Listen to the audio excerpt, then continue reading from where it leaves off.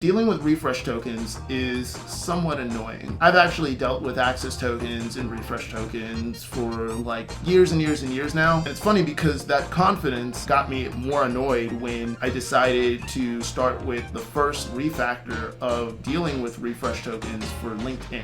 When I tried to get a refresh token back, it would fail. It would say that that's not a thing, you don't do that. And then two, when I would try to make, like, for example, offline access right here in the string that you can see up here, it still wasn't giving me back anything for a refresh token. It turns out that doing programmatic refreshes is only for marketing developer platform partners. What's funny is that they don't even have that terminology anymore. They actually like sunsetted that, so now you have to like migrate over to this community management API. It turns out that you need an actual legal business entity, like an actual legal business entity, just to be able to have programmatic refresh tokens. That's the wildest thing I've ever seen. Technically, the access token that you get is for 60 days. So like, even if you don't have access to the programmable refreshes, the actual access token is good for 60 days. I don't think that's a big deal necessarily. Just have some sort of code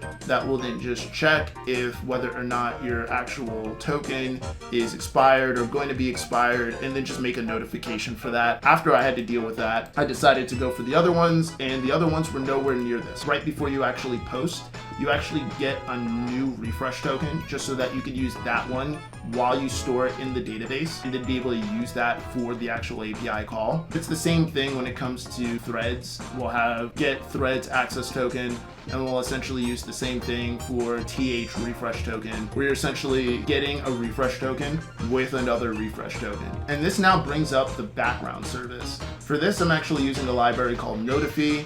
It looks like it's fine. It didn't give me any issues, so thank goodness for that. And if I close this down, it'll still like most likely be in the background, I'm pretty sure. As you can see right here, it's still technically calling the foreground and background service. However, that's only because right now technically this application is in the background. If I go like this, I don't believe that it works anymore. No, see, yeah, it doesn't work anymore. It's something that I'll have to look into, but once this part is done, I'm essentially done with the app at a full level that like works.